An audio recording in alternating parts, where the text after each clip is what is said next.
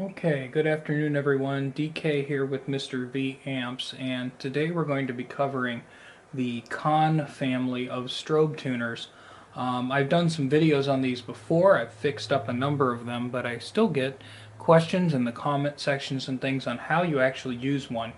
So if you find one out in the wild, maybe this video will help you be able to check it out and see how it's working. This is the Strobocon. This is an 6T3. These are pretty much, you're going to find all the Strobocons look the same.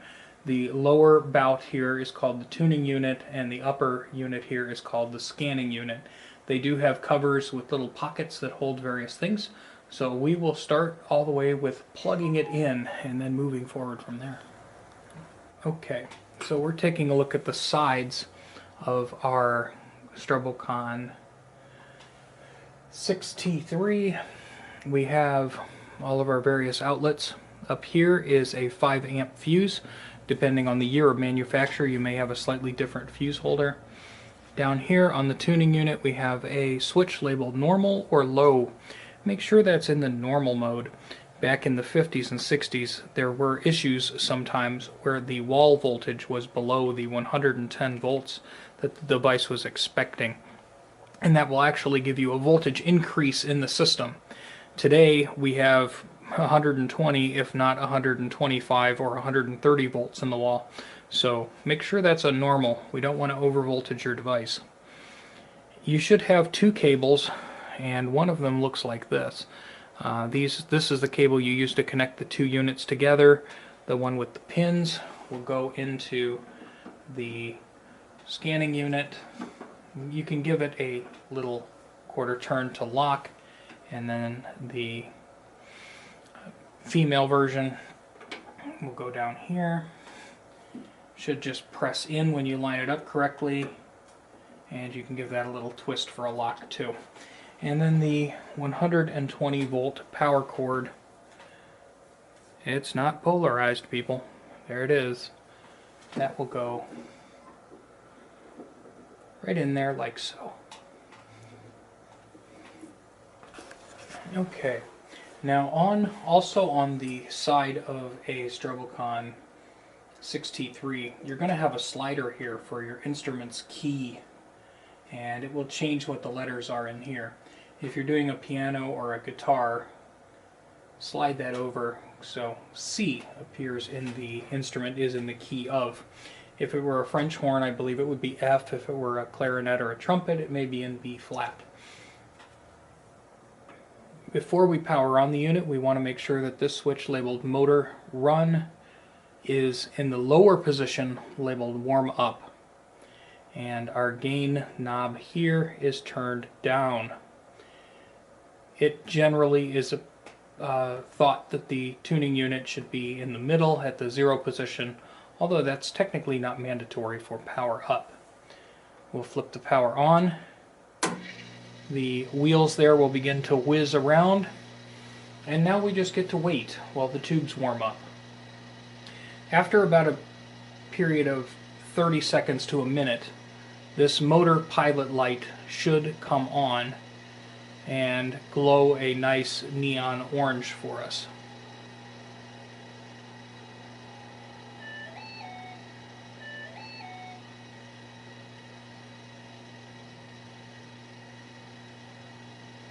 Isn't patience wonderful?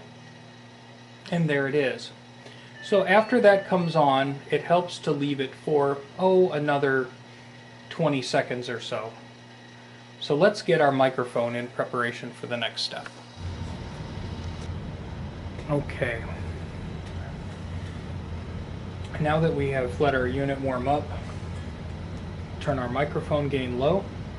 And if you don't have an original Strobocon microphone, you can use any high voltage, very high impedance microphone. Crystal microphones are generally preferable. And you'll need a source of audio, whether it be a tuner that puts out a reference of A440 or a tuning fork.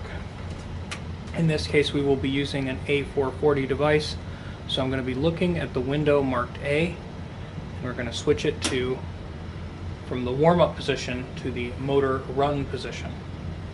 I'm going to turn on my tuner here, which is now making the reference pitch, and I will play that to the microphone while turning up the gain, which is the microphone sensitivity, and I should get an image on the screen that is generally pretty clear to read. Unfortunately for the camera, it always looks washed out when I try this. But if we were to look at the 440A on the screen, it should appear that the wheel image has stopped rotating. And with these neons, it is just hard to see. That looks like actually you might be able to see it okay.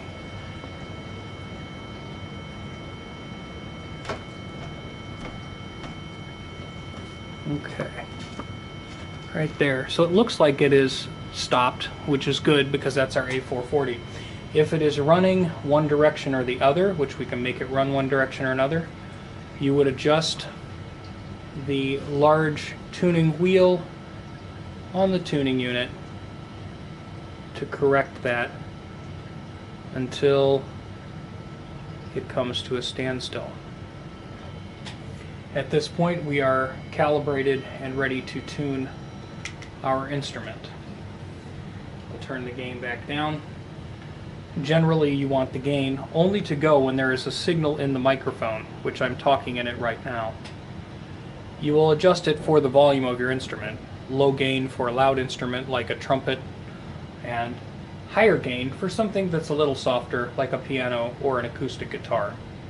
The softer your instrument is and the louder you have to crank the gain on the microphone, the more background noise it's going to pick up. So trying to get the microphone nice and close is generally the best for the results. When I mentioned adjusting the tuning knob to bring that into square, that would be this knob right here on the front of the tuning unit. So I'm confident now that our Strobocon is tuned to A440, and I can proceed to tune an instrument. We're going to choose an electric guitar with a high impedance piezo pickup. Okay, so I have our guitar plugged in to our Strobocon 6T3, and I'm using the piezo pickup from the guitar to plug directly in, as it is in a high impedance signal, perfectly acceptable for this application. Being an active guitar that has a battery, it outputs quite a loud signal, so I don't need to have a lot of gain here. What we'll do is we're going to start with the E note, which would be designated by the E window right there, and we're going to look for the pitch that makes the rolling stop, essentially. And initially, it looks like this note is actually D flat, and it's still even flat from there. Or this note is E flat or D sharp. So we need to go up in pitch, watch the E window,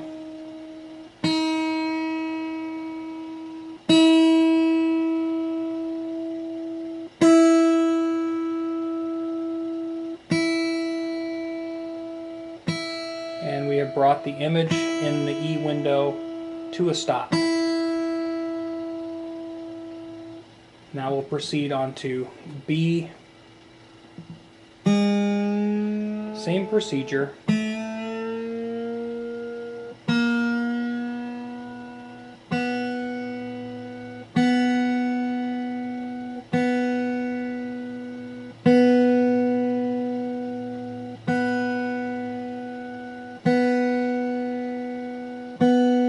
If the image appears to be traveling to the right, your note is sharp. If it appears to be traveling to the left, it would be flat. And we're going to need to go over this one more time, as the neck of the guitar is going to give way a little bit to the string tension. The next note we'll do is the G.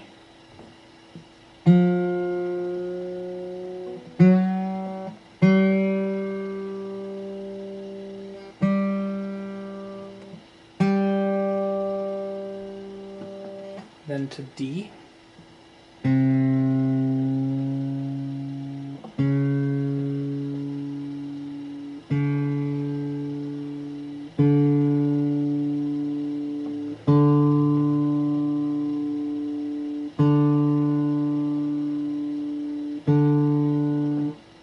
Then to A.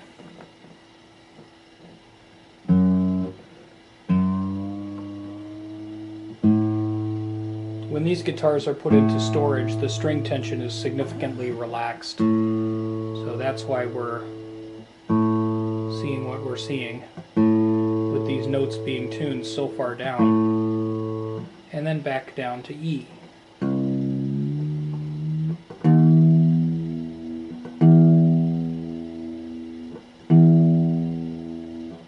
And then we need to go over it again, starting with the high E, which has trailed flat due to the string tension on the neck. You will find also, if your guitar has an equalization feature on it, that sometimes rolling off some of the highs will yield a sharper picture on the screen.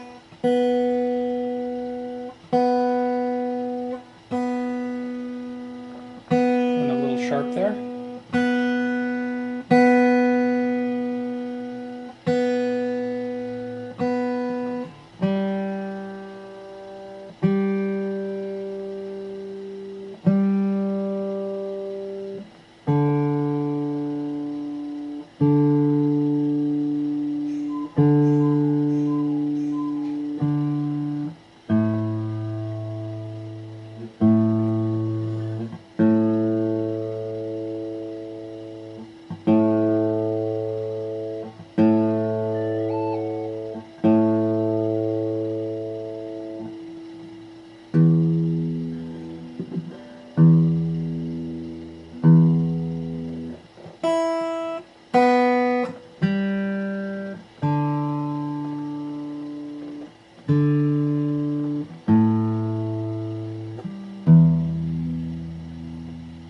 That looks pretty good.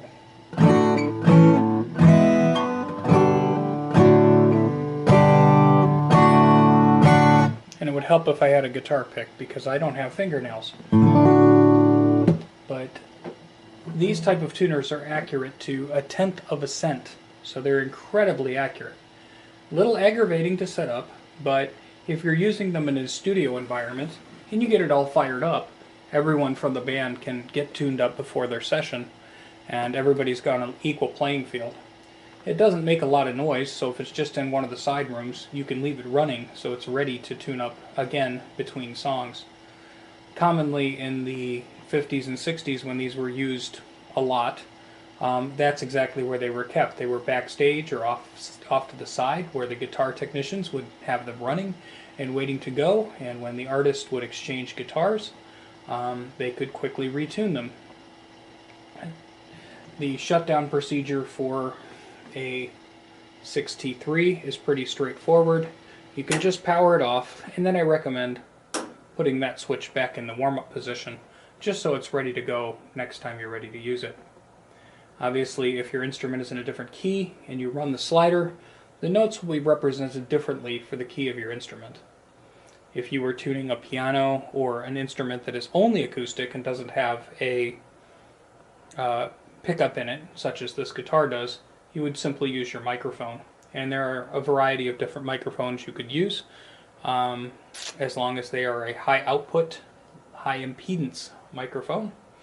And you can mount it on a stand and conveniently put it in the piano, or you could hook a piezo onto the piano, get a little, contact microphone. That would work well too. Okay, so that is how you use a Strobocon 6T3, and we'll move on to the Strobotuner, the tube versions, which would be an ST1 through an ST8. Okay, now we're going to move on to the Conn Strobotuner. These were common in the 50s and 60s, and again, if you ever come across one of these, it may very well need to have service. These did come with a EV microphone here. It's a ceramic or crystal microphone, and it's kind of neat. The door on these, when you open the door, the door can actually be lifted off. It's on these pins, and once you lift, mine's a little stuck, but once you lift that off, the microphone actually can sit up. It's clipped and you can sit it up and use that as a microphone stand. That was actually a feature. Okay, so with the Strobotuner, you need to manually select the note, because unlike the Strobocon with 12 discs, there are individual notes that you would select through. On your dial here, you'll actually see a C, an E flat, a B flat, and an F for the key of your instrument. So in this case, since we're thinking about pianos and guitars, we will be using the C pointer. Before you fire one of these up, you have a choice of operate or calibrate. I would suggest putting it in the calibrate mode when you're ready to start, and turn the gain down. The gain has the same function as it does on the Strobocon. We'll flip it on and be patient. Unlike the Strobocon, which has the neon lights illuminate with the sound being pumped into it, the Strobotuner actually does the opposite, where it is illuminated and it will dim with the sound being put into it. Now that it's in the calibrate position, we need to look into the window. I'll try to zoom in on that for you. Hopefully you can see it. And you may see a trace there on the bottom, this trace right here, and you can see a dot that's slowly sort of crawling from left to right there on your screen. That is our calibration function, and we would use our sharpen flat here to adjust for that and try to make that stop. I can obviously make it run the other direction, but we want to adjust this left and right until that little spot, it doesn't necessarily have to be centered, but it has to quit walking around to the circle. So I've got it to stop there. And that uses the 60 Hertz from the wall to set this. Once you get your dot to stop in position there, it's tradition to move your little needle here manually, which is actually just kind of friction fit there to the center, so you know if you were tending to bend things flat and sharp like you would if tuning a piano, you tune the top end of the piano a little on the sharp side and the bottom side a little bit flat. You could use that to do so. But once we get that in, this is actually an inductor, so it's real sensitive, and you get that dot to quit running around in a circle. I wish it were a little clearer on the screen. It's a little tricky, but we're very, very close. Alternately, you could have this in the operate mode, and you could set the C pointer to A and ring a test tone or tuning fork into the microphone to set your pitch also. Once we have this device calibrated where this dot is staying in a spot and not racing around on here, it's really almost impossible to get it totally still, but it will creep it'll take almost, just as you can see, it's traveling very, very slowly. It'll probably take it a full 2 minutes to actually make it even across there. So this thing is definitely calibrated well. Once we have it calibrated, we need to select the pitch we wish to tune. So I'm going to take the C pointer and put that to E. Let's make sure, yep, you can see that. And then we can switch to the operate position. And we can plug in our guitar or our microphone and begin tuning our instrument. Okay, so we'll need to turn our gain knob up some so we can hear our instrument, and the picture you see on the screen and the clarity that you see is going to kind of directly be related to the amount of gain. If you have too much gain, it will be fuzzy. If you have too little gain, it will be faint. So it seems like about halfway is the good point for this particular guitar. And on the high E, you can see it is tracking to the left, meaning that it's flat. So if we sharpen the note up a little bit here, we can bring it into tune. There we go. That's actually a very, very good picture here. And then since we're already on E, we're going to try the low E. That is also flat.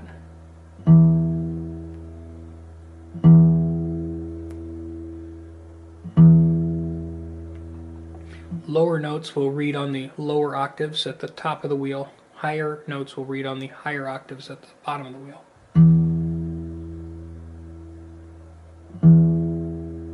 That looks pretty good. So now we can roll over to put the C pointer at B. Key of C, note is B.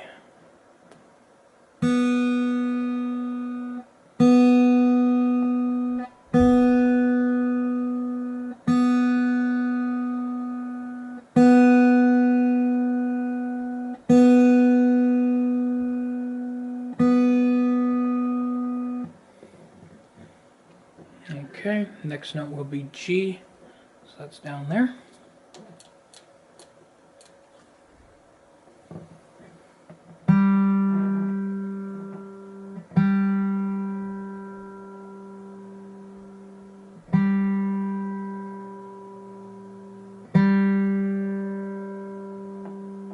Good.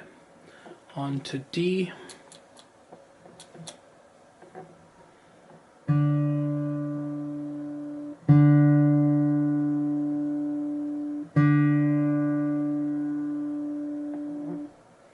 Good. Now on to A.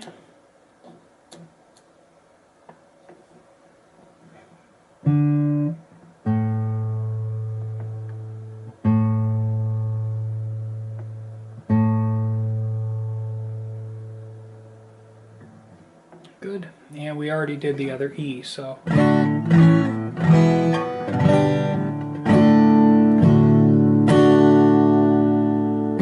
With accuracy within 1/10 of a cent, these are an extremely accurate instrument tuner and are great primarily for intonating guitars where you need the note at the root to match the note at the 12th fret, right?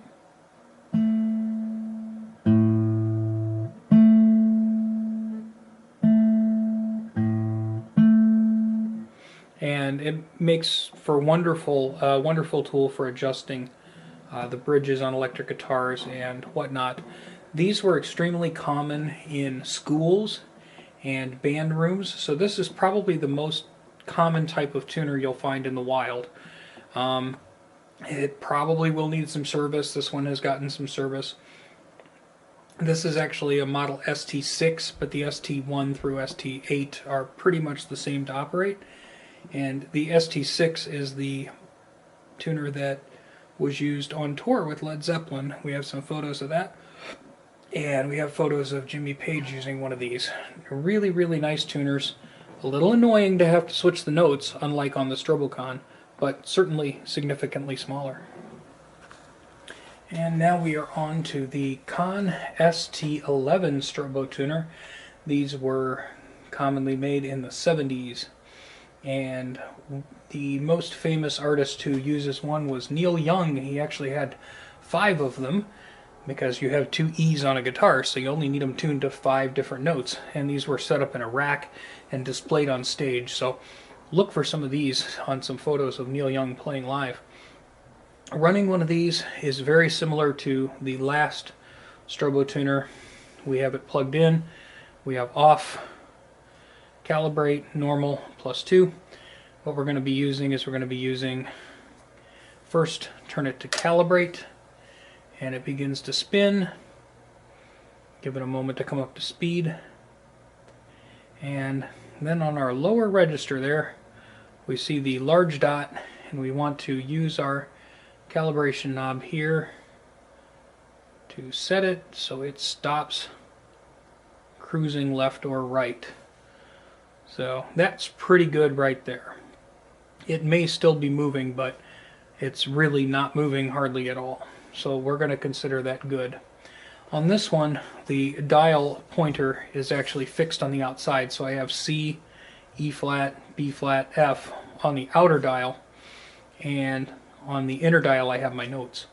So if our first note would be an E for our guitar, I will line up E on my dial with the C there because our guitar is in the key of C.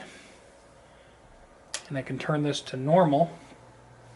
And this Strobotuner has the functionality in common with the Strobocon in that it has the lights off until it hears a note, and then it will turn its neon lights on. So we'll plug in our guitar.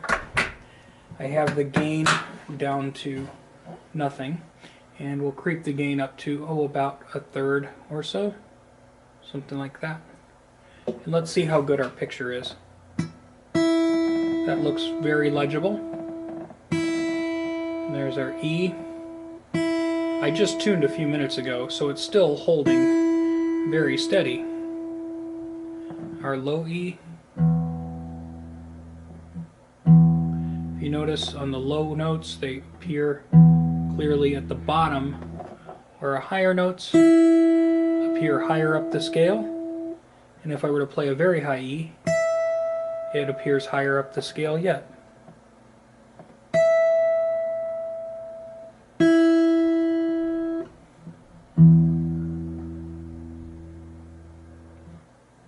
And then we can rotate around to our other notes. So close by is the D. We'll just do what's close by since we're just touching up.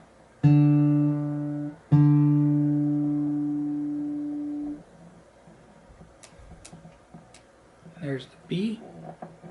A little flat.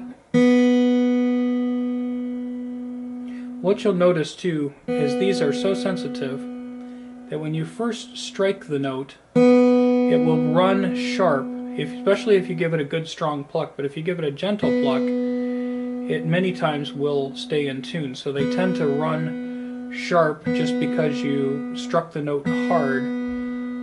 A bass guitar is particular for that. When you strike the note, it will sort of run sharp and then level off. So try to tune these to the sustain of the note.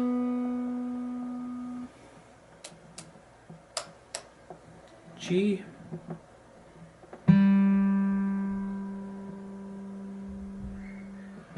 That looks really good. It's slightly sharp.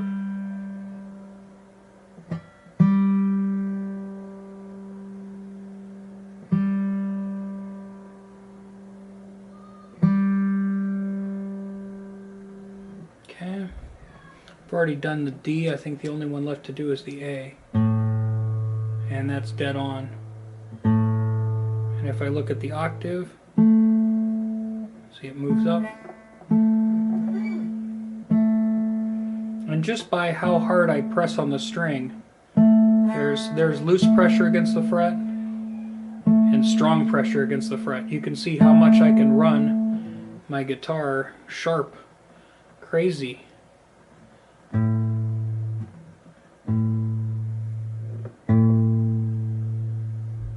And just see the bend in the string when we press on it. But this is the solid state version, and these are among they are more common, say, than the tube version that we saw earlier, but these are not so much in the wild.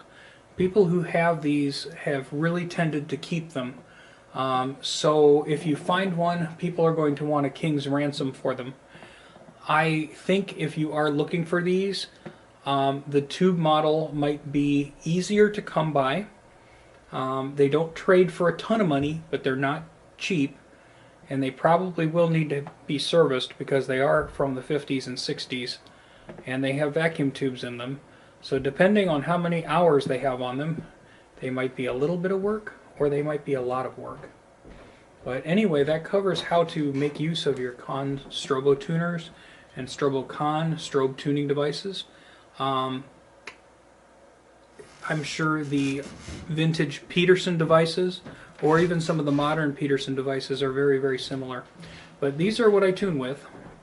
They absolutely cost a king's ransom and a fortune back in their day, but I was able to buy them later in life when they were retired from their previous job, fix them and bring them back to life, and I can get that nice 1/10 of 1 cent tuning, which is super for intonating instruments and doing setups, whereas your average pocket tuner is only accurate to maybe 1 cent. That makes this nearly 10 times better. Super cool.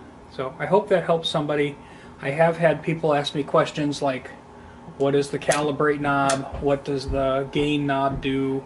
You know, essentially if you're using a high impedance microphone, that's your sensitivity, and you can plug a guitar directly into it because the guitar is a high impedance pickup. And you know, tune away. You can tune pianos, you can tune guitars, you can put a microphone in there and tune your trumpet or your French horn or your clarinet, or there's all kinds of uses.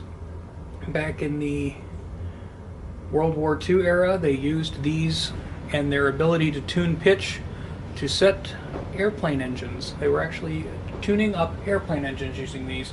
You can find that type of information, but the amazing Conn Strobe disc, innovation by Earl Kent. Never forget that guy. Super, super cool. Conn Research Labs. Strobotuners. Technology is now sold to Peterson. These are the ones to have. If you want to tune instruments accurately, get yourself a strobe. Thanks for watching and have a great day.